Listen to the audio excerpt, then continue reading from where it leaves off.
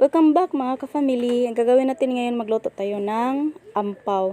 Yung mga leftover rice natin mga ka-family, pwede nating mapakinabangan yan. Ibilad lang natin sa araw hanggat matuyo yung rice na binibilad natin. Hintayin lang natin nga matuyo. So, homemade po ito mga ka-family. Ginagawa ko lang ito para mas matipid tayo ngayong panahon mga ka-family. Kasi tungod sa sobrang init ng panahon natin ngayon, marami yung mawala ng mga pagkain o mawala ng mga trabaho. So, ganito gawin natin. Teknik lang natin ito mga ka-family para mas lalong tipid. Ito lang ang gawin natin sa pagluto ng ampaw. Sundin nyo lang itong mga recipe natin mga ka-family. Sa pagluto ng ampaw ay sobrang easy lang. Simple lang itong pagluto ko mga ka-family. No added to